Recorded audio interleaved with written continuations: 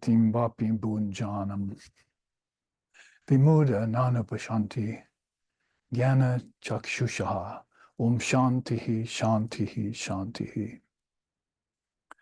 The deluded do not see the Lord or feel his presence as he arrives, remains, departs, and enjoys.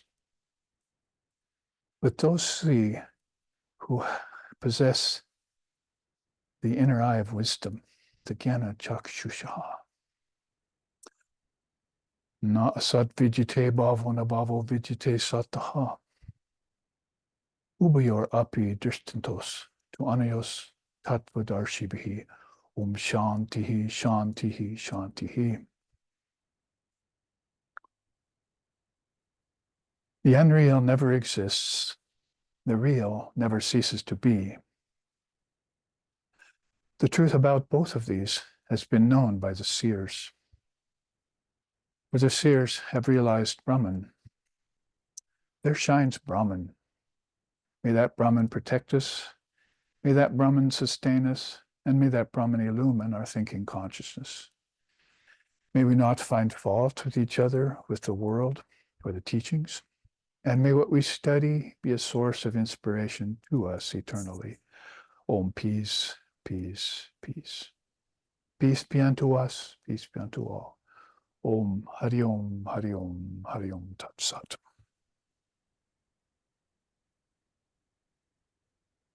Yes, and Om Guru Brahma, Guru Vishnu, Guru Devo Maheshwara, Guru Eva Param Brahma, Tasmai Shri Gurave Namaha. Guru Sakshi Param Brahma, Tasmai Shri Gurave Namaha. The Guru is one, the Guru is the witness of all, and the Guru is manifested through Brahma, Vishnu, and Shiva, the great Trinity. So our salutations ever be to the Guru. And I say this on the auspicious day of Guru Purnima, wherein we will be, after this class with all of you, offering garlands to Sri Ramakrishna and also some prasad food, engaging in some meditation, probably on some of the teachings we'll find here in the class today, or we'll reflect back on what we learned. Because last week, as you remember, in class 1 of this series, we were looking at some of the more apparent things that the East can remind us about. That is the Western mind, as you know by this subtitle there, what the Western mind can learn from the ancient East. And I was saying last week that sometimes it could be a little surprising when the Westerner sees it. They might be expecting some great secret, some great rahasya. Basically, the secret is of the field of everything, like Sri Krishna teaches in the Gita. That's why I started out chanting 2 Gita chants. And that great secret that he talks about in there is pretty much about the field and its knower. And we look at these things in which the Western mind has to be reminded of, and we see that these things are part of the external field. And probably, if we want to put it succinctly or make a kind of conclusion for the overall thing, is that we know, along with the Western mind knows along with the Eastern mind, the Eastern philosophy, that there are 5 elements and there are 5 senses. And we looked at those last week and how they connect to something that the West isn't so up on, and that's the prana, or the life force. It's apparent in everything, in the movement and the animation of everything. And it also has a source deeper than itself too, because it's not sentient and intelligent. It flows at the behest of another force. And it's like the spider web spun out of the spider, it's like the prana, but the spider is that Mahashakti, or that divine being, or that Shakti power who holds everything, Shaktiman, within her. And then prana itself animates everything, and everything begins to shine, like we often say, na tatra suryabhati, na chandra tarakam. The sun shines, the moon shines, but they shine by a different light. They have their moment of glory, but that light that shines behind them and causes them to light up and be illumined is that radiant sun of wisdom or consciousness. And it's the same with the human being. And the five senses, because we looked at those last week. You probably can remember the chariot chart that I showed. We had the five elements outside connected to the five knowledge senses, connected to the reins of prana, connected to the chariot car of the mind. And so I think this begins to broach the subject of what we might remember is that if you're on the field and you're without a guide, or you have lost your reins and the horses are running away, then that would be a very succinct way of the Eastern philosophy telling the Western mind about yoga and how you may know about the five senses and the five elements, but we don't see you controlling them very well. So first you come to know them in their order, and then you learn those methods by which to detach from them. Because if you're too attached, the signs of that are going to be obsession with them, hoarding of wealth, and seeking of pleasure. So those are things that yoga would ask of the aspirant to implement into the knowledge of the 24 cosmic principles. I think probably some of those that we looked at last week. So after one learns to detach the senses from the objects, from the five elements and so forth, and then, so is that it? Now I can just live a peaceful life. But beyond a peaceful life or a contented life, which is hopefully one of depth, then one's going to have to go a little bit deeper with those knowledge of prana, or life force, and in that way begin to connect back to something that's of a subtler field, not just the outer prakriti, but the inner prakriti, as Krishna again tells in the Gita. So that's the second step of this process, to learn more from the Eastern philosophy, is first detach and then connect and master the process of involution, because evolution has taken over everything, and that's going to leave you high and dry, up the creek without a paddle, sometimes the expression said, and you're not going to be able to find your way home. And that's been a complaint ever since the 60s. There were songs that were sung in the 60s where people were complaining about not being able to find their way home, and they were lost in various things like intoxicants and alcohol and various attachment to things of nature. So when one begins to seek peace of mind, which you need first and foremost, here on Guru Purnima, we also salute Sri Sharda Devi, who's our guru of our guru. And she was always giving those teachings that you must seek peace of mind first and foremost. So in order to do that, then we have to know where to find it and how to get to it. So that's kind of a quick summation of last week's class, and also another description of this title that we're into. The Sanskrit word for it is adi, original, daiva, divine, vidya, knowledge.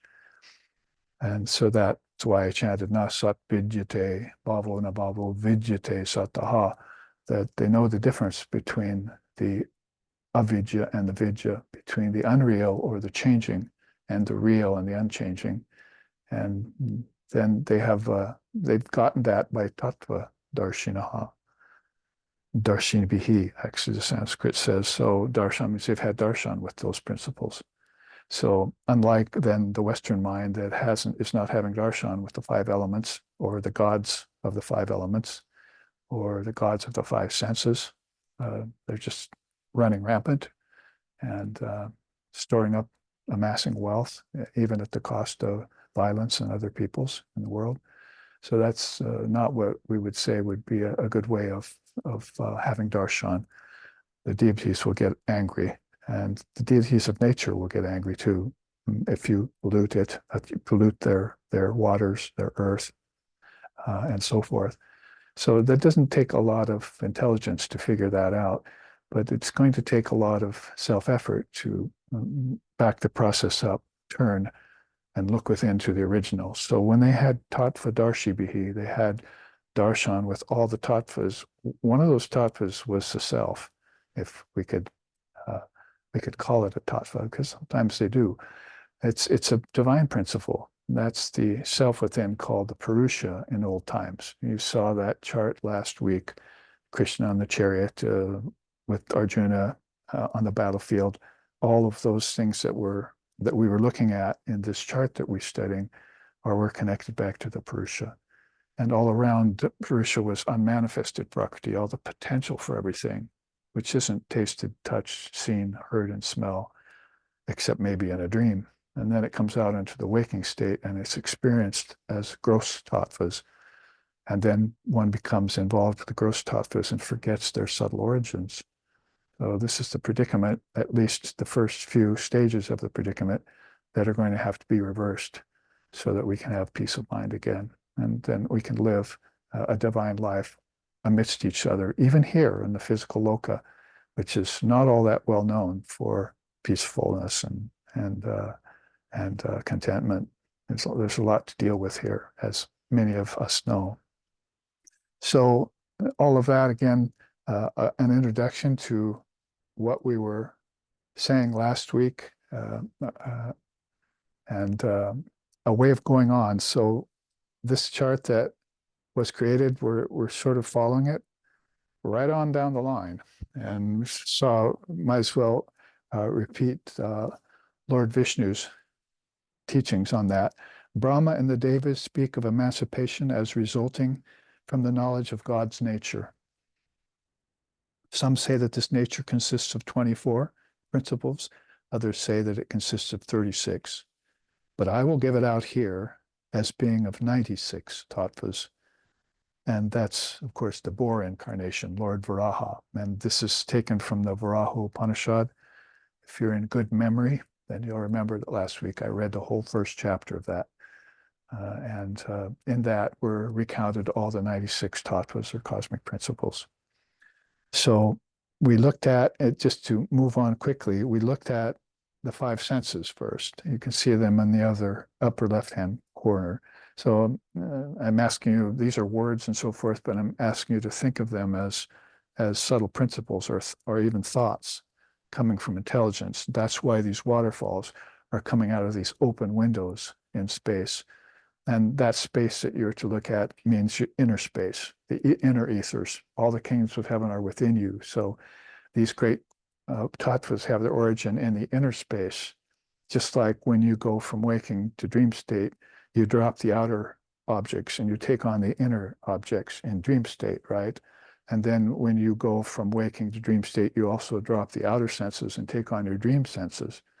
So this is all the proof really is needed that there's more than just a physical location outwardly and a physical body and five senses to experience it. To experience the origins of them, you're going to have to step back in, and that's going to take some contemplation of the order of things and some meditation on them. 2 weeks ago, we had a seminar on that very subject, how Jnana Yoga, this adhidaivavidya, is best paired up with mantra and meditation. If you have those three yogas, Jnana Yoga, Mantra Yoga, and the yoga of mantra, then you'll begin to understand the meaning of words. And like I said, then when I say the five senses, you won't just think tasting, touching, hearing, seeing, and smelling. You'll think, then I'm being asked to give those up. Like when you go to sleep, you give them up. But when you consciously give them up is when you try and meditate, right? Because you shut your eyes, you try not to hear things, you forget about dinner in a couple hours with your taste buds. So you're shutting off all the five senses. And the sense of feel also, you're supposed to be very quiet and peaceful and not think about anything that has to do with the outer senses and the outer elements at all. So this, again, makes a lot of sense, and one just has to practice it at satsang yesterday morning, someone said, well, I tried to do that. I tried to do this process and I was trying to hear Om, but I just couldn't do it. So it's, one attempt is probably not going to do it. In fact, I used an example yesterday, if you remember, of waking up straight out of deep sleep, right into the waking state. Sometimes you bypass the dreaming state. That's why you don't remember your dreams. It's not just that, oh, I don't have any dreams anymore. Sometimes you're just in deep sleep and then something in the outer world, a sound or some moment for awakening, physically speaking, all of a sudden happens and you're straight out of deep sleep into waking. If you're very conscious, when you come out of deep sleep straight into waking in an instant like that, you'll hear the sound of Om rushing away. And this is why when you're falling asleep, they want you to do the mantra and remain conscious of God as you fall asleep, because you'll hear the reverse happen then. The sound of Om will begin to rush and take over you. And this is exactly in a more elevated state what Holy Mother said about the wave of light coming upon her. That's might as well be the Shabda Brahma, which she talked about, the Nada Brahma, the sound Brahman coming like light across the ground. This is like across the physical ground that she was standing on and overwhelming her. And she said she was intoxicated for days on end. So this is why to become aware of a ground of existence, as Meister Eckhart used to call it in the Christian tradition, or an underlying substratum. Other philosophers have called it in English, Western philosophers even, is very important. But just becoming aware of it, again, is not going to be the highest and deepest thing. You're going to want to know what it is and what it connects to. So last week we connected the five senses to the five elements to the five senses, and the five senses into the prana, right? You remember that in that chart. And he also, that is Lord Vishnu in the form of Varaha, also mentioned these, and you can see again the graph here. 24 is here. If you add 12 more, that's 36. And then if you add the other 50 that he says in chapter 1, I mean, he does this all in the first chapter of a 4-chapter Upanishad. So it's obviously says, well, let's just review this. So in India, it's like, oh, let's make sure we know the adhidaivavidya, you know, and there's 96 things. I'm sure there's more than 96. I've thought of a few myself that would nice to be added in this list. But he wants everyone to sort of be on the same page with him, because as you can see by life today, people are not thinking about these things. They're not walking around thinking about the five elements. They're just enjoying a combination of them. The five senses dance before their eyes in various combinations, like wind blowing the trees or sun rising in the air. These are a combination of several elements that people get hypnotized by, and then they don't actually, or let's put it this way, they forget to actually understand what it is they're seeing, touching, tasting, hearing, and smelling. And it's just given away to the outer senses. So this is why we want to go more toward the inner senses, which are coming up. And in order to do that, the order that he does this in is very interesting. He's going to give us these 5 organs of action, because he first gave us the 5 senses, and those are the 5 organs of knowledge.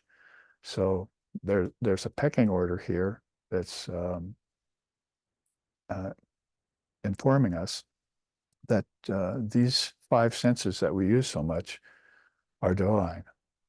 And one way to say that, anthropomorphically anyway, is that they have a deity behind them. There's a god of the eyes, there's a god of the ears, there's a god of the nose, a god of the tongue, like the goddess of the tongue, you might say, the goddess of speech. You hear about her all along, goddess of wisdom and so forth. But let's not jump too far ahead, because those same gods and goddesses were in the 5 elements before the 5 senses began to take responsibility for them. So there's also a god of water, a god of earth, god of fire, god of air, and god of space. And you won't find any of these if your mind is not awakened to the fact that these deities are within, and what the senses and elements represent are outside. From the internal, the external has come, the Upanishads say. Purnamadaha, Purnamidam, Purnamadachyate. So we know that if you go back far enough, the thought of everything will have to be expressed through some mediums, and the senses are very powerful mediums for its thought to be expressed through. I'm going to see this, and you open your eyes. I don't want to hear that. Now I do. Now you've opened your ears. So there's a consciousness that's operating the senses that can be called upon to focus. And this is kind of my point when I started off my preamble today, is that because we're not focusing on it, we've lost our senses and their real function. And so now they're wondering about, the senses are wondering about. See, it reminds me of this beautiful song, basically.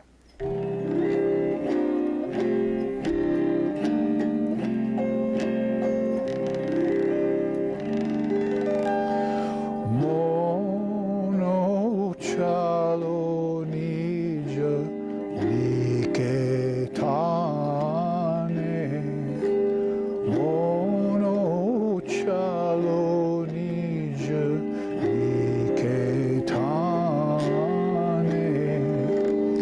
shamshara videshe videshirveshe brahmo kino akarane,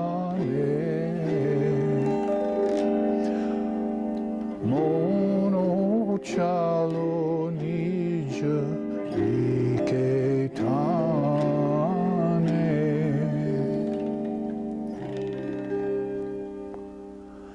So basically what this Yojanas Prakrashi, Bengali divine songwriter, is saying to us is that, oh mind, and senses you are beginning to wander outward, and now you find that you have no home. So mono chalo nija nikitane means return to your own abode.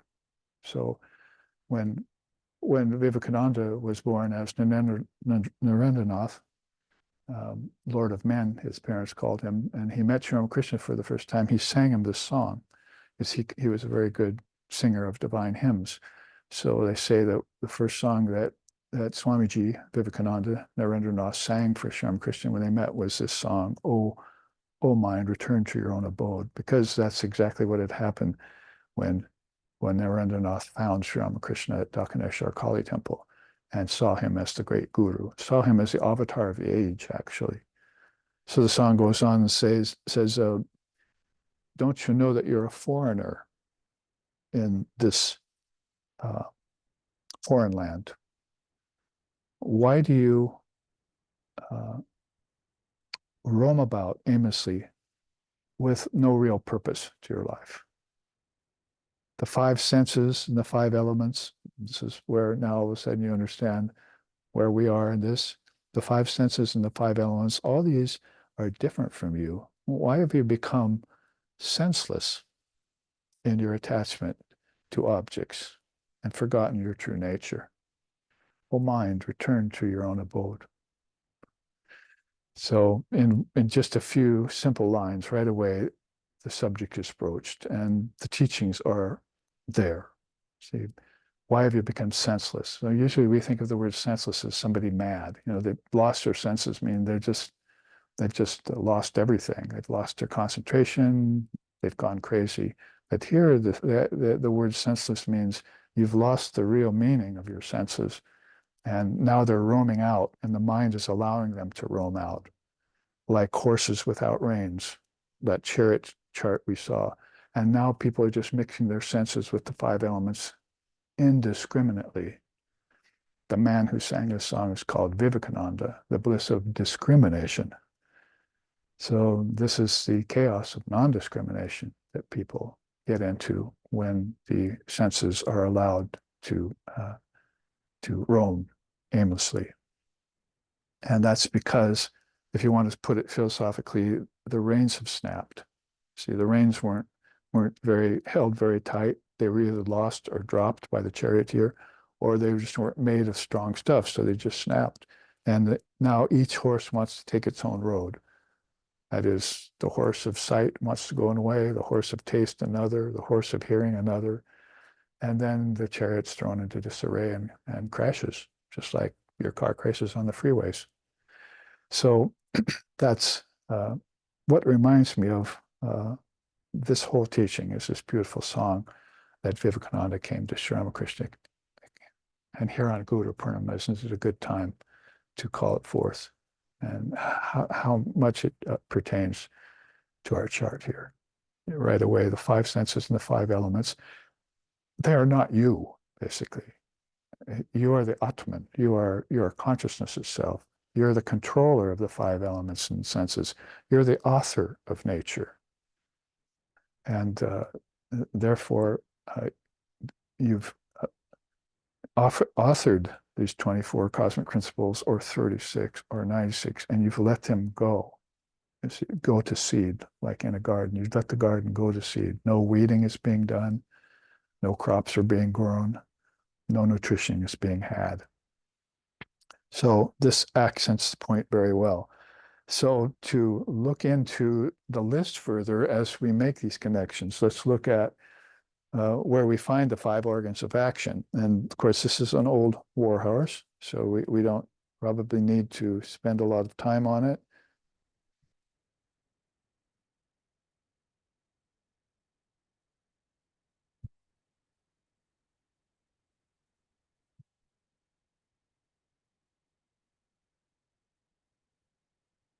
24 cosmic principles of Samkhya philosophy are generally listed up here, but I said Lord Vishnu took a little bit different license here and listed some later, like the five gross elements are usually put there. And you can see in this chart here, the five gross elements are right here at the end. They're 20 through 24. That is Vyoma, Maru, Teja, Ap, and Kshiti. Those basically in Sanskrit, so they're called the five active senses, karmendriyas. So this is the gross action is going on by speaking, acting, moving, procreation, and elimination. Those are the five active senses that you can put down into a list. And if you were to go and connect them across the board to the five active senses, the five, that is air, earth, water, fire, air, and ether in order from gross to subtle, and you could put them across the board with the five active senses of as I just said, excretion, procreation, locomotion, handling, and speaking. And then, of course, the cognitive senses that we're talking about are there too. So smell, taste, form, touch, sound. The indriyas are called. Basically, Granendriya, Rasendriya, Chakshur Indriya. I just chanted that word in Krishna's chant. The Jnana Chakshur, the eye of wisdom, that's going to be something that's, of course, far beyond this, just the eye of the two eyes. That's an inner eye, they call it. And Sparshendriya, that's this, Sparsha is to feel. Shravana, you know how that is. To hear the truth would be like Shravana. So remember that in the terms of Shravana and Manana and Nididhasanam, these three great proofs of truth, we call them. First, you hear a guru say the truth on Guru Purnima, for instance, and then you meditate on it, and then you realize it. It becomes a part of your realization again. So this is what we want to do with this. We want to make sure this is all a part of our realization. There's no doubts here, that there's no gaps in our cosmic process, because it is, after all, the adhidaivavidya. It's the original divine knowledge. So it's 24 cosmic principles of Samkhya. If you go into Samkhya, well, that's way back with Lord Kapila. And it's before Krishna was on the battlefield, because he said in the Gita, Lord Kapila of sages, I am Lord Kapila. So we know that Lord Kapila then lived prior to Sri Krishna's time, which was a long time ago. So you see that Samkhya Yoga goes way back in this sense. But so with the five organs of action and the five and the 5 elements, and we've jumped ahead a little bit to the 5 gross elements. You can see all of these listed right here. Now, what he talks about next, so we can move on, is the 5 vital airs. And those, again, I was so happy to find out that there were 5, the 5 pranas were listed in Lord Vishnu's chart. But it, Upanishad, but if you want to look at them specifically, we can come back to the 24 cosmic principles later, but that was just a chart that helped us see the gross elements connected to the gross senses, connected to the subtle senses. Now we have to connect them to, if there are gross senses and subtle senses, we have to connect them to the gross elements, to the subtle elements, right? And then we have to know, and that's coming, I'll show you the Tanmatras, but what we also have to begin to know what connects them. So at this point, people are thinking, this adhidaivavidya is a lot to memorize, and connect, and a lot to control. I've lost control of certain senses. People are always complaining about this. One of the, I've got control of one of the passions or 2 of the passions, but there's one passion that really gets me. You see, like greed or lust or anger.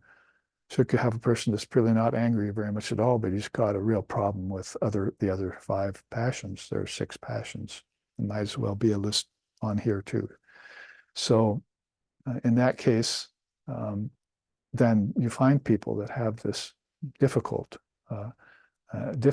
and so you hear them saying, how do I then remedy this problem with not having control of myself, aspects of my own self?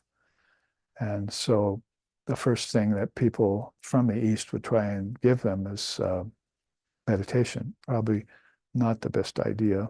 The second thing they'll try to give them, which is a better idea, is pranayama, how to control the breath. So they'll get the idea in some quarters, like particularly Buddhist quarters, it's control the breath, yoga, control the breath, and Tantra, and in Zen, it's watch the breath. And so you have these various teachings that come with the different religious traditions that want you to focus on the breath, but probably what they're not telling you, and hopefully you'll find a teacher who will tell you this, once you've evened out the breath in yoga, the in-breath, the held breath, and the out-breath, that's called puraka, kumbhaka, and rechaka. Then once you've controlled that, and then you even it out, and you make sure that you use that even breath for everything you do, think, taste, touch, and smell. You apply it back to all the 5 elements and the 5 senses and the subtle senses. And then you find out that, oh, guess what? I'm now able to control my passions. I'm now able to get free of my fetters. There are 6 passions and 8 fetters in the tradition we hear about.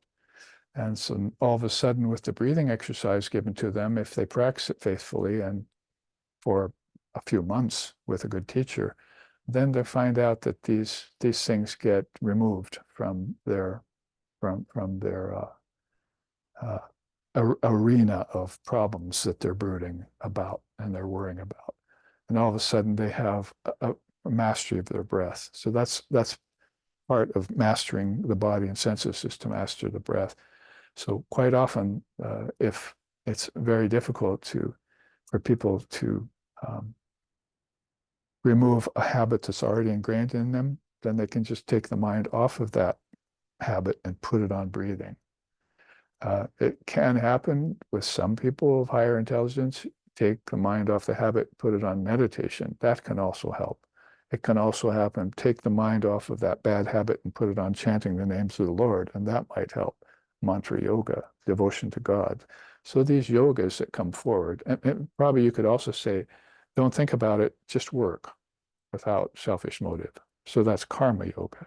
See, the karmendriyas can be controlled by karma yoga too. So all of these are methods from the seers that have given us the adhidaivavidya. They make you aware of all these 24, 32, 96 principles, and then they say, oh, you're having a problem with a few of them, or you're not conscious of a few of them. You want to make more connections. There's some gaps in your process, like Father of Yoga will tell you, gaps in the thinking process, gaps in your meditation where your consciousness falls out and all of a sudden you wake up again. Chanchala vritti, it's called. So there are different vibrations that come along that distract and even take away your consciousness.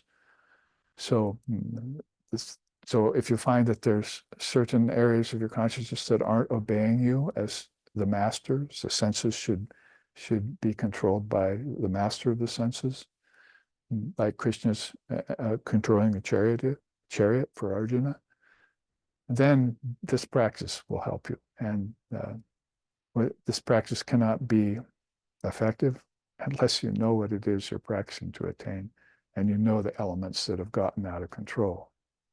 Back to Tattva Darshina, if I want to have darshan with things, I have to know what they are, where they are, how they connect, and put my consciousness on them. So with the prana, that's one of my happy discoveries with the Varaha Upanisad that we got this chart out of. Basically is that Lord Vishnu puts the 5 pranas in right away. And I've never seen that happen to other systems. I haven't seen it present. Maybe later. And I think this is part of the reason why, as Vivekananda said, we don't know about the prana, and we don't know about the psychic prana, and we don't know about the tanmatras either, the subtle elements. So this is why we're going right down this list to make sure that we remember these things, because they are a part of us. They're a part of everyone, East or West. This is the original divine knowledge out of which, whom I chanted to this morning, Guru Brahma, Guru Vishnu, Guru Deva, out of the Trinity, these things came and were given to us and imprinted in our soul. Divine Mother herself made sure that we had these. That's why we enjoy them here. But if we're running afoul of that enjoyment, we're suffering now. Like if the God, to put it again anthropomorphically, if you're not treating the gods of air, earth, water, fire, and ether, and the gods of seeing, tasting, touching, hearing, and smelling with tenderness and care, and keeping the connections with them back to your own divine nature, then that's where this whole thing gets out of balance. That's opposite of yoga. See? So you want to keep everything in balance in yoga and not let it get out of balance and hold on to that. And again, a difficult task in a day and age where people seem to favor this imbalance. See, they'd almost rather be out of balance than in balance. In balance, oh, that's too peaceful. I'm not happy with that. I want to be restless. I want to sleep. Don't wake me up. But that rajas and tamas is where suffering and karmas come back inside of that. In sattva, those get waylaid. In pure sattva, they get destroyed. So depending on which guna of your mind is predominant, slothfulness, restlessness, or balance, then if you work towards balance, then you can have a possibility of transcending all 3 gunas. Trigunatita is called in the tradition. So if we look at this chart on prana then,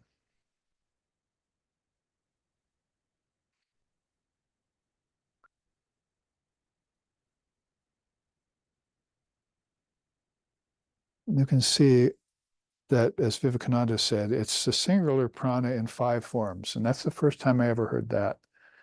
In the teachings, like say Hatha Yoga will get a hold of prana and breathing exercises. And they'll pretty much teach about balancing the 3 kinds of breath and all of that as a kind of exercise for the lungs. As if we really want to turn our lungs into a pair of bellows. We want to actually understand what the life force is all about, because it's connecting all of these elements, and some of them we've forgotten about. We should be able to go back into meditation. We should even be able to go back into dreaming and deep sleep, and all of everything that we see, taste, touch, and smell through the prana with our subtle senses in the subtle realm of the subtle elements called heavens will be recognizable to us. We'll remember it. We'll know where we are. Yep, this is the dreaming state. It's the same as the waking state, but just full of subtle things. And that's how Gaudapada describes it in his Karika. It's really not that much difference between the waking and the dreaming state. That is Chakrat and Swapna. It's in Sushupti that the differences come. Deep sleep, that's where everything goes away. So I'm kind of interested in, Sushupti, how I went into Nidra Samadhi, where, the sleep samadhi, where everything went away, but I was still there. So before I was in dreaming and waking and everything was present, but I wasn't there. The things themselves became me and I wasn't them. I was them, right? And I wasn't myself. So you can turn all of this back on itself and say, well, when I was in the waking state, like I was just describing, people go out and they attach to the objects. So I'm not myself anymore. I'm the objects. So I better go and say, Mano chalo ninja niketane. I better sing a couple songs to convince myself the five elements and the five senses are not yours. They're not you, you see. And therefore I can find out who I am, because when I withdraw from them, there's somebody doing the withdrawing and there's some place to withdraw to. That's what meditation is for. And there's also a God of meditation that you can meditate on called Ishvara, or Guru. On Guru Purnima, it's good to bring that up. So you put it in that way as a way of understanding it. When I'm in dreaming, then the dream objects get me, right? Now I'm the dream. I'm not the dreamer. So in each one of these states, you're losing yourself because of objects and senses. So isn't this enough to convince you that you want to master objects and senses? In other words, you want to master waking and dreaming states, right? What's waking? What's a letter for waking? A. What's a letter for dreaming? And what's the letter for deep sleep? And that's Om, that spells Om. So each of the mantras of Om spell the three states of our consciousness. That's coming up here, the three states of our consciousness. That's very important teaching in the adhidaivavidya. So we're getting deeper and deeper with these teachings. That's the point, you see. On the surface here, I'm saying that we don't even know the surface yet. It's like if you're a surfer and you go out in a windy day, you should probably know that the ripples are going to knock you around and the riptides are going to carry you down the shore. But if you don't know this, then you're surprised and taken aback by all the currents, and you get carried away and you don't have a very good time surfing. So you're probably going to want to smooth out those ripples of inner sailing and go at it go inward at just the right time in order to have that smooth sailing or smooth surfing. So as metaphorically, you could say that. So one of the ways to do this then is to make the prana less ragged. One way of putting it. I see people who are angry or vicious or violent, their prana is really ragged. And they're not even trying to hide it, are they? Just say, I'm going to kill you, or my army is going to take over your country. Get ready. Either submit or we'll destroy you. So this is a very ragged form of this outer prana that people are evincing. It's just coming out of them like a bad vibration. And then you see people who are more controlled, and then you see people who are actually meditative. So the gunas are changing, as we said. The gunas will also be taken up in this adhidaivavidya, the three gunas, and so people are becoming more and more refined. And their consciousness is reaching higher levels, more intelligent levels. The less intelligent are always violent. The more intelligent are always knowledgeable. That's direct rule. So how to then deal with this ragged prana? See, so this chart is like that. You can see that there are 5 kinds of prana. It's really one prana. You can see him there, the god of prana, with these 5 goddesses around him, which represent the 5 kinds of prana.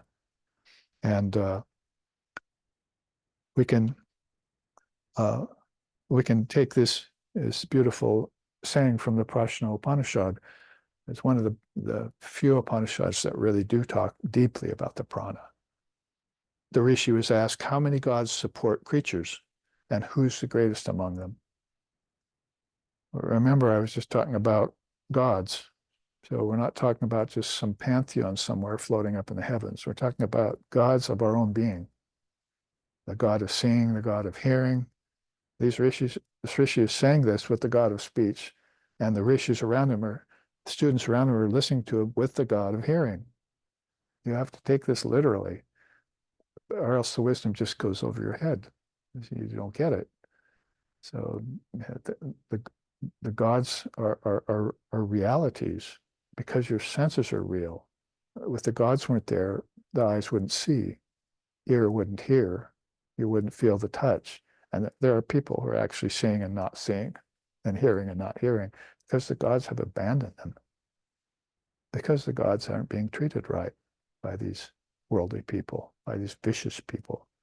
So they don't really have subtle senses at all.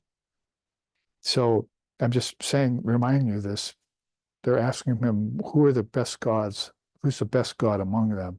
And the rishi said, ether is that god. Air, fire, water, earth, mind, and senses are those gods. These standing forth manifest their power and declared, we alone hold the body, we alone support it. But then Prana, the god of Prana, stood up and declared, don't be deluded. I alone, dividing myself into 5 parts, hold and support the body. But none of those other gods, that is what, water, earth, air, senses, they weren't inclined to believe him. They didn't believe him when he stood up and said that. So he had to prove it. He said, so he abandoned the body, and as he went out, so did all the other gods. So the eyes couldn't see without the prana. The nose could not smell without the prana. The mind could not think without the prana, and that's called psychic prana. Another thing Vivekananda said we had to rediscover from the adhidaivavidya. There's such a thing as subtle elements, and there's such a thing as psychic prana. And that connects us back to the more important adhidaivavidya, that of the mind. Like I say, we're going through the outer prakriti now. We're starting to get to the inner prakriti because India knows there are 2 kinds of prakriti. So he abandoned the body, and as he went out, so did all the others. Just as bees leave the hive when the queen does, so did speech, mind, eye, ear, etc., etc. And all others depart when prana departed. So when he came back, they all praised him. He said, oh, please get back into the body so I can see great things again, so I can hear wonderful things again, so I can taste good food again. Please, prana, come back. Without you, the body's nothing. See, so here's how important the prana is, which is why I've always said I really would have loved to have seen it in Lord Copula's list, pronounced more, and in other Upanishads. But when I looked in the Taittiriya Upanishad and the Prajna Upanishad, there I found some really good teachings, and I knew it was always had been there in the adhidaivavidya, if not actually mentioned, at least inferred. And here's another quote from the Upanishads that's very, of the Atman is born this prana. So if you want to know where the prana has its origin, we found out that last week, remember the reins going from the horses connected back to the prana connected back to the mind, the hub. So, we're to think the prana came out of the mind, you see. But sometimes the mind doesn't think. Where'd the prana go? Like the mind went into deep sleep. Where'd the prana go? So the prana must have some origin too, some place where it retreats, like when the yogi becomes breathless, for instance, or when you go into deep sleep, the prana leaves everything. In fact, one Upanishad says, it's like a hawk in its nest at night. When everything else sleeps, it remains awake in its nest, the hawk. So like Kagavad teaching. So basically, prana will go back and rest and watch everything while everything else sleeps. So this is what the gods found out too. If it's, if it leaves, then there's nothing going on, no connections being made. The spider has left the web, it's like Elvis has left the house, only on a spiritual level. Um, so that's a beautiful thing. We found out then in one of the Upanishad where the prana comes out from the Atman. That's a very close connection to divinity. Like a shadow, it is spread out on that. It comes into the body by the act of the mind. So the mind is uh, is uh, a place through which the prana will pass in order to get to the body. The lungs. So you say mind, lungs. So if we're going to reverse this process, we're going to take the prana back to our lungs. We're going to breathe consciously. We're going to connect it to Brahma, Vishnu, Shiva. We're going to connect it to AUM. We're going to connect it to the held breath, the in-breath, and the out-breath. All the time remembering that it's got its connection back in the Atman. So much easier to think of energy as having a source in the object, in the Atman, than these. See, they don't seem like Atman at all, not unless you can find the deity of them. But prana seems like something very powerful that can connect to the Atman. And so the worlds worship it without knowing what it is. The ancestors love it. When they die and come back, they use it. That's really what everyone wants when they seek wealth, when they seek great foods, and when they seek pleasures. It's the prana that they're seeking, not the things themselves. And that person who finds out that it's the prana becomes a yogi, let's see, or a yogini. See, oh, I see the prana is responsible for my attraction to that.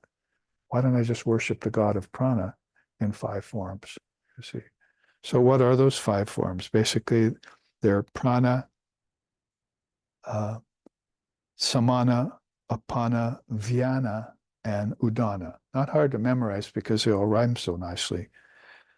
So you can see them there in the triangle form with udana at the top. But because if you're coming from the inside out, udana connects to the ether. And then you can see how another prana will connect to water, how another will connect to fire, and another to earth, and another to air. So here's the adhidaivavidya coming back at us again, is that you can't just have a bunch of teachings thrown out there in India and expect everything to work out. These were pre-thought. They were preconceived. They were premeditated by rishis who had explored all the aspects of their being. Should we go back and read it? The rishis, Brahma and the devas speak of emancipation as resulting from the knowledge of God's nature. So they took God as their meditation, Brahman. And then Brahman came forward in a form of a rishi or a great soul, an avatar, and said, here's what I consist of. And that's what we're looking at here. It's the Varaha Upanisad, the first chapter of which the avatar came forward and told them all, well, here, I can give you 96 cosmic principles. I know you're used to 24. That's good. Glad you know those. And 32, some of you went further. But I can tell you how to connect all 92 and more back to Brahman. But if Brahman goes away, it's just like prana going away. You see, everything will fall flat, won't it? Even the prana itself will lose itself. Because prana, as I just said, is not intelligent. It's not sentient. That's where we make the distinction between a life force that moves and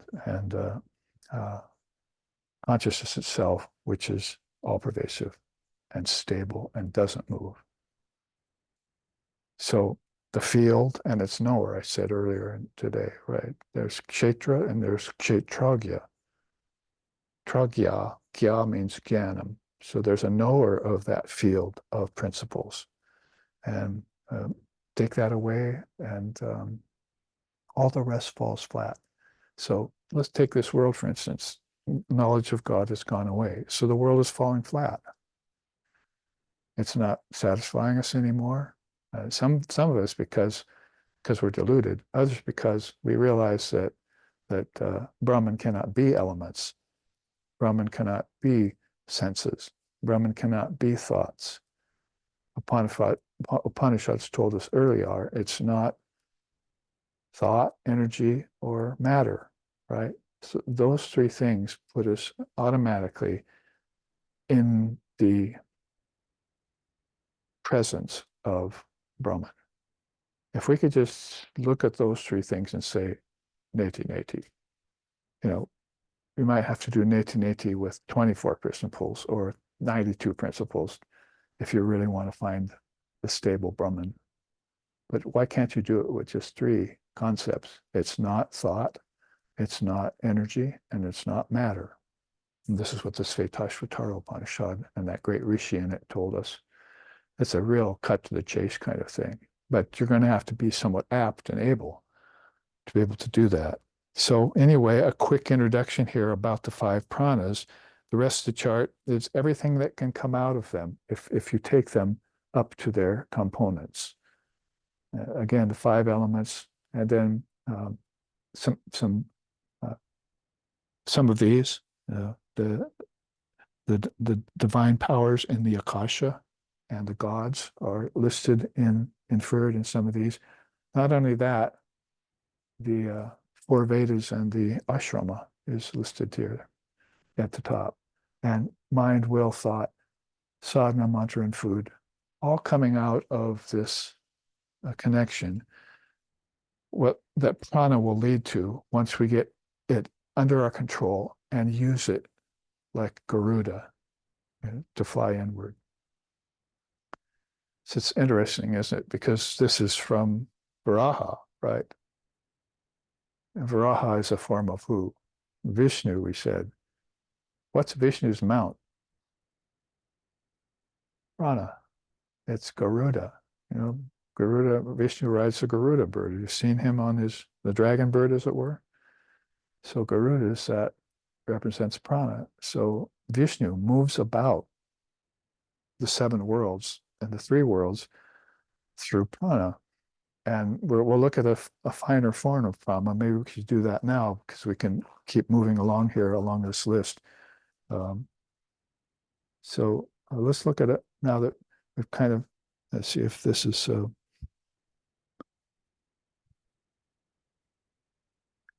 let's read Swami Vivekananda's quote before. And just to make it clear, prana at the physical level is inhalation and digestion, ingestion, and then not indigestion, but ingestion. Prana, apana, the second form is exhalation and excretion, everything that goes out. So you think everything that comes in and everything that goes out on these different levels is due to two forms of this prana. Samana is digestion, that is absorption of everything, and it's distribution. So you don't have to think about that, right? You eat and all the nutrients get distributed to the various organs carried by the blood and so forth. The blood is just like the little brother of prana. Carries things, different people, nutrients and so forth. And so that's just happening. Again, these are things known to all, but we're not connecting them to their sources. So they're not very deeply known by all. Some will know at surface, but some won't know it at all. And what's the determining factor there? If I'm peaceful and balanced or not. If I'm not, I don't know it. If I am, I do know it. So you can give yourself some credit for having mastered some of this darshana, Vedanta, for instance, by hearing it, Ravana, through the sense of your hearing and making sense out of it and accepting it, and then meditating on it. And then you have the upward rising prana. I mentioned that here.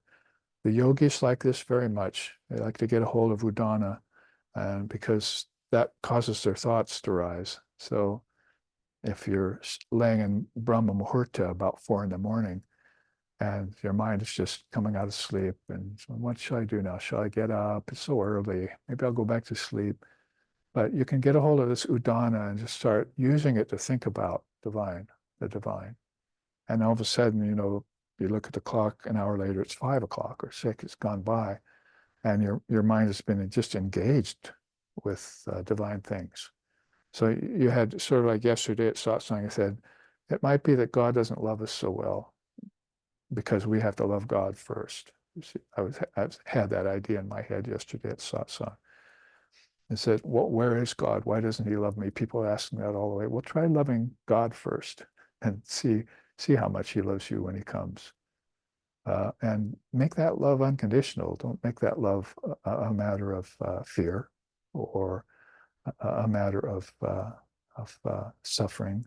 Please remove my suffering, so forth. Just love God unconditionally, and then see how you feel later about uh, that relationship with the divine. So anyway, I was on that, and how the udana is a kind of prana that you can get a hold of. And it's very much connected to like the in-breath. And then the mind can be elevated.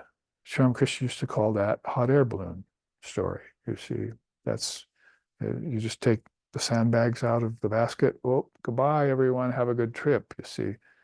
And it's just filled with helium. It just goes up by itself. So the mind filled with the helium of udana will just go up by itself. And it will start to have communion, attva darshana, with everything that it encountered over the last 6 hours, from 10 p.m. when you went to bed to 4 in the morning. You encountered all those things, but you did it without knowing them. Now with the udana, you're going back to those same period of 6 hours you just went through, but with your consciousness turned on. You see what I mean?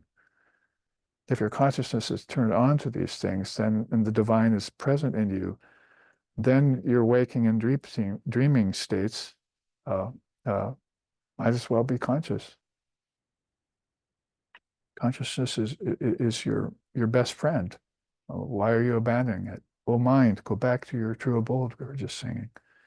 Hold that, most precious, and hold that as you would hold the prana, like you'd hold the breath and let it out.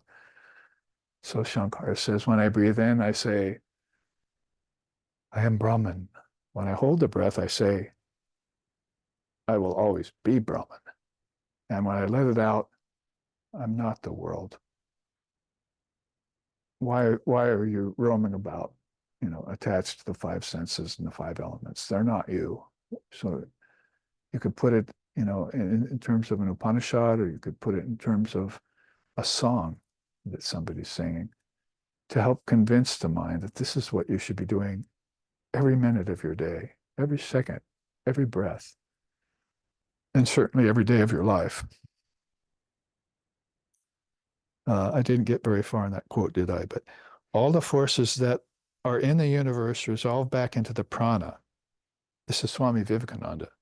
In the next cycle, out of this prana evolves everything that we call energy, everything that we call force.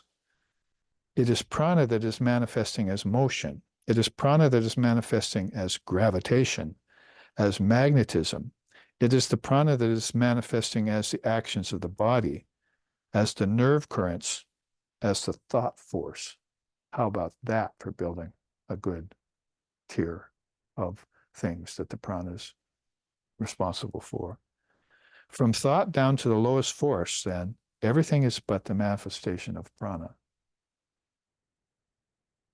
And I say it again, I say it often, man does not live by bread alone. So I think that since it's pretty obvious that we don't live by God, because God's eternal life, it's not embodied life, we're fortunate if this body can be used in the service of God. It doesn't have to be a cage of bones and flesh. Somebody wrote that to me the other day. Oh, the body's just a cage of bones and flesh. I said, yeah, Sri Krishna said that. But you also have 3 bodies. And the body is also how the avatar works to help people through. So the body is very important to the adhidaivavidya. Otherwise, they wouldn't be including it in the original knowledge, would they? So we, again, treat the body as a god, as a goddess. So anyway, that's kind of what's being said here, that everything is a manifestation of the prana. So if man does not live by bread alone, or does not live by God, but is God, becomes God, or then you could say that that the bread is not going to keep you alive alone very long. And in fact, you can be perfectly healthy and live a good life, and bread is just sustaining your body. That's all. It's not giving you enlightenment. So if you understand that man does not live by bread alone, but what's the next thing? Next to food, then it's the prana in food, and the prana helps the body, helps the mind think, and that thinking process can, as I said, with some of these pranas, udana in mind and conscious can get elevated, a hot air balloon up, and you can spend more time in those elevations and less time down in the gravitation. I mean, if you say, Swamiji says, manifests as gravitation, as magnetism. Those are very heavy things, physically speaking. And so you're going to want to elevate the mind so that it's not attracted, magnetism, to things that aren't good for it. And it's not pulled down, gravitation, by things that are not healthy for it. So you're going to have to use that prana like a reverse pole. Magnet comes together because they have similar poles. Reverse one of them, they run away from each other. So take this one magnet called embodied existence on earth in ignorance and turn the magnet away from it called seeking God and watch the two separate. You see, just like that. They will repel each other. That's what you have to do when you're seeking God. And therefore, I'm not the body, not the senses. I'm not five elements and so forth. That's neti neti. Let's then look at prana's subtle form called psychic prana.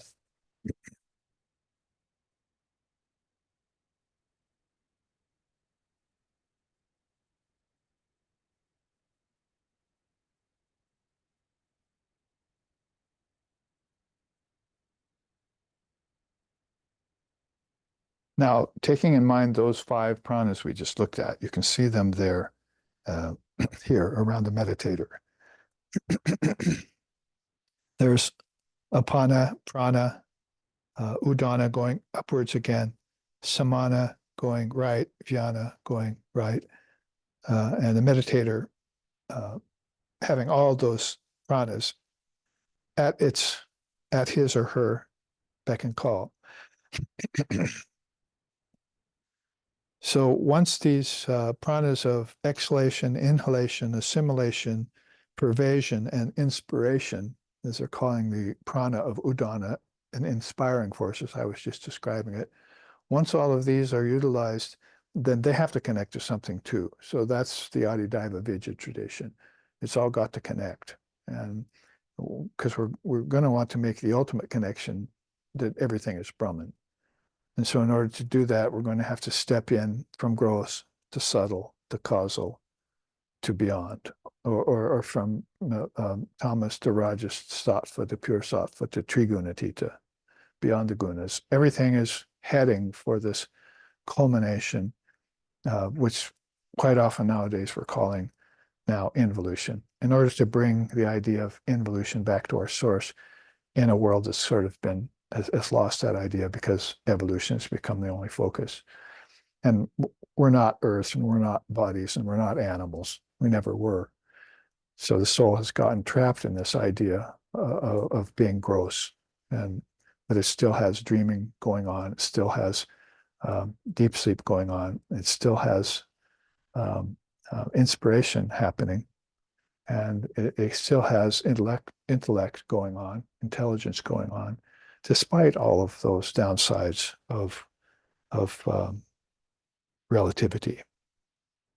So if we want to connect this, then there are psychic forms of prana that are important to look at. So if you want to say apana is exhalation, then it would connect to psychic apana, which is the ability to expel negativities. You see how important this becomes then if I'm just basically following a regimen of pranayama. I inhale, I hold, I exhale. So, okay, that's good. But Advaitically, you just heard from Shankara that when you exhale, you say, I'm not the world.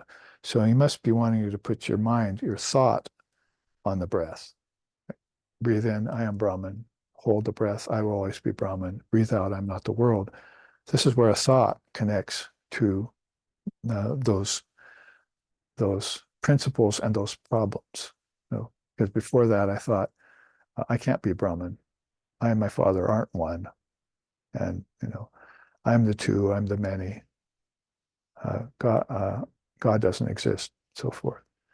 So in order to rid yourself of those kinds of misfiances, misconceptions, then you're going to have to convert that.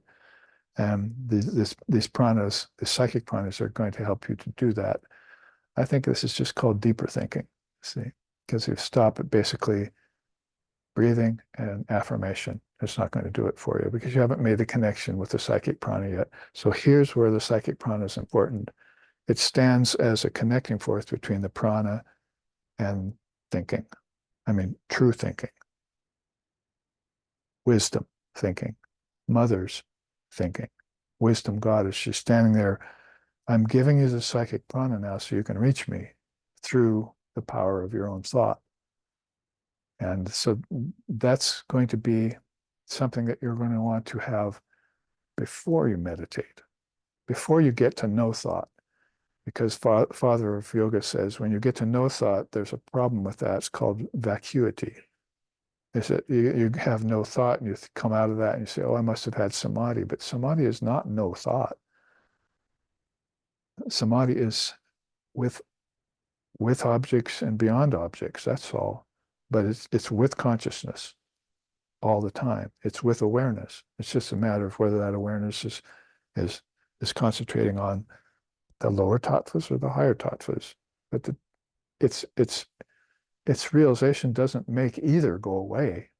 It just gives you the power to withdraw from them and go deeper.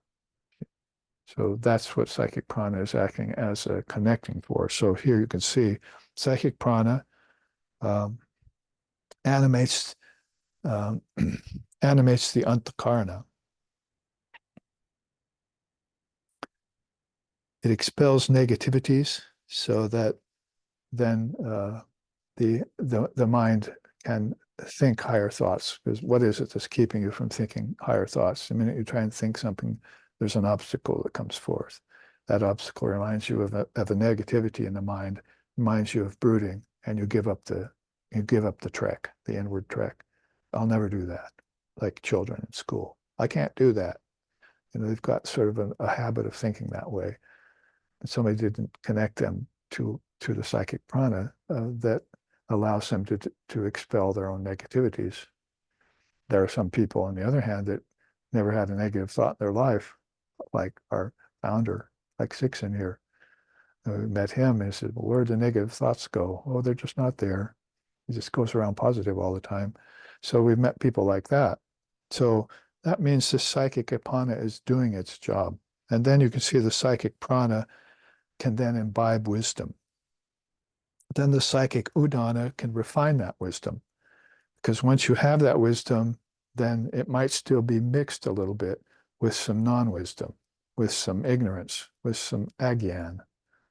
And so they said, well, then I'm going to subject you to the psychic udana and purify you. Like the Upanishad says, take a blowtorch and just scorch the side of the hill. See, a fire jet, I think they call it. You must have had them in the Upanishadic time. So just take this fire blower and just scorch the side of the hill, and all of a sudden all the ore shows up. Now you go pick the ore and take it home and sell it, get rich. So that's what the psychic prana will do to this unrefined wisdom. It'll just purify it. It'll take all the dross out of it.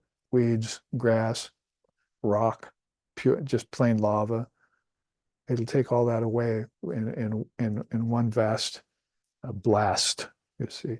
And then all the ore is standing there sparkling. So this is a metaphor for how to refine the wisdom that's has now been located inside of yourself.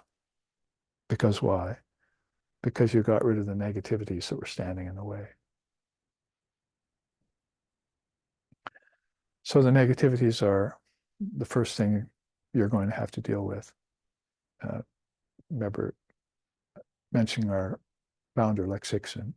What do we do now? I asked him once. He was 30 something, I was 20 something. Well, now that we have this wisdom, what do we do now? He says, inspect your mind with this new wisdom and get rid of everything that doesn't fit. That was his one instruction to me. I don't think he ever gave me another instruction. We just meditated together, shared teachings and so forth.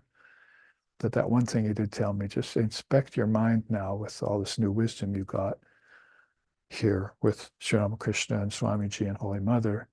And just anything that stands out that needs to be getting rid of, just do that.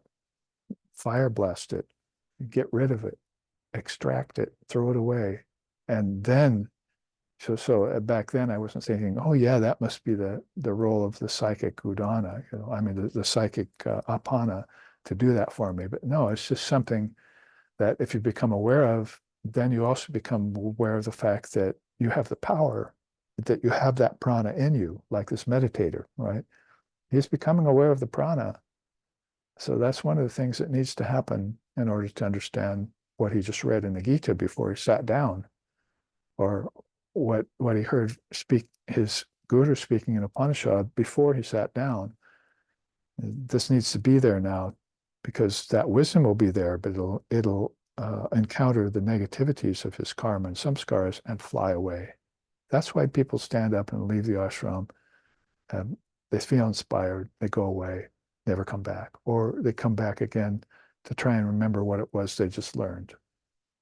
It's because this power of negativity is just coming like a mayak scum on the lake, Sri Ramakrishna said. Push it away, you can see yourself, but it comes dancing back and covers it. So you need to have that awareness that these negativities are impeding your way. And then you need to become indignant about the fact that something insentient can keep you from your own self and from the Lord, from the Mother. Nothing should be able to keep that away from you. So if I want to see the Lord, or if I want to know the Lord, I want to be the Lord, any one of those yogas that you're practicing, then that's going to mean the negativities need to go away. That's going to be one of the first things to do. Back here, they're probably not thinking that way. I've got 5 senses. I better find the deities to them and connect to them. Well, there's 5 elements out there. I better meditate on them as alambanas. And you're going through the whole thing. But when you get to the inner sphere, the subtle realm, where the pranas operate, and because you see that people are taking the prana and making it only external. The Hatha Yoga is guilty of that, making it only external, with external nerve endings and so forth. And Vivekananda is even like directing himself to that in that quote we just read. See, start to think of it as just having to do with nerves and nerve endings and magnetism and so forth. But now what really needs to be done then is this needs to be taken to the next level. And this is what's called an internal life, or what Christ called an eternal life. You can let go of the external things and acknowledge that there's a source to them, go to that source and begin to drink the nectar there. This is what adhidaivavidya is doing. It's taking you back to the original divine knowledge that is our true nature. See? And then the psychic samana will digest the wisdom. So it's interesting that all the 5 pranas are doing these things for our body, and we're really not that aware of it, right? Oh, I got the food. I ate it. Now it's mine. Now I'm digesting it, you see. So it's just all happening like that. And nobody really thinks about it until they get sick or something impedes that process. Then they have to go find out what it is that got in the way. It's the same with the mind. They're not really thinking about subtle pranas operating your thoughts and how that disconnects you from certain things, like your own wisdom. That's pretty much what's being said here. You get rid of the negativities. Your own wisdom can then be taken in. Then you want to refine that wisdom. Now you want to digest it. You see, so it's just like the five pranas, only it's five subtle pranas. That's all. It's pretty easy to understand, so that this doesn't have to become a real esoteric teaching. It's esoteric right now because we're not thinking that way. And so Vivekananda came here and said, oh, I see they don't know anything about the tanmatras. They don't know anything about the psychic prana. So we don't have an internal life yet. And if we can't have an internal life of dreaming and deep sleep consciously, then we can't have an eternal life of what goes beyond them, right? What's beyond waking, dreaming, and deep sleep? What's the word? Turiya, the fourth state of our consciousness. Then we won't be able to reach that. Then there's the psychic jnana, which permeates thought. See, it's just like we can be sick in our body and things are not happening right. Doesn't mean that particular kind of prana, jnana, has gone away. It's always there. So there's always a ground upon which you can stand at every level of existence. Even with the five elements as a ground you can stand on and begin to take note of. But with your health and your body and so forth, and your mental health and your intellectual health and your spiritual health, it's the same way here. Is that there's all in the realm of the refined prana, psychic prana, there's a prana that's always there. And that's why we get well again after we get sick. Oh, the pranas aren't really balanced right now, and so forth. My senses aren't working right, and I'm clogged up, and my ingestion isn't working right. But that all-pervasive prana is always there, and you can always feel it. Oh, then you begin to think about it, and then all of a sudden you say, I want to be well again. See, and then that prana begins to flow, that wellness prana. So that's this all-pervasive prana. That's the psychic form of jnana prana.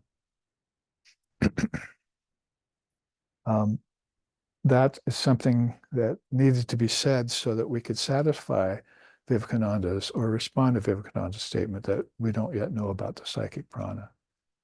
When we make a discovery, problem with humanity is when we make a discovery, whether it's outer space or whatever, medicine or whatever, we tend to glom onto it as if that's the last thing, and we don't go further. Well, that's what Hatha Yoga has done with the body and with asana and with prana. It's stopped there. That's not the point of it. Whole adhidaivavidya, the original divine wisdom, is to keep connecting this back, and that's where enlightenment happens. So all the Yoga Sutras and all the great souls are talking to us about moksha, about mukti, about kaivalya.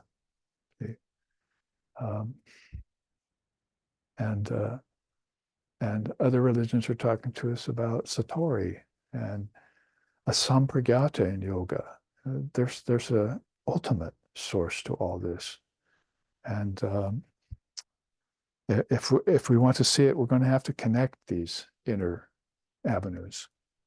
And if you think Kundalini style, the Sushumna is already connected to the seventh chakra. So it's just a matter of bringing our consciousness up it or into it, deep into it is what I would say rather, because it's not in the physical spine again. That's where Kundalini 101 yoga stopped in the West. So, we think it's in my spine somewhere. I'm going to go to the doctor and see if I can dissect it and find the Kundalini in there flowing along my bony spine. You see, it's that kind of idiocy that people think about. This is all subtle and it's all spiritual. And if you even detect the prana in your breath and then go to the psychic prana, you're already well on your way to understanding what pure conscious awareness is and finding it, and that is realizing it fully inside of yourself, because that's where it is.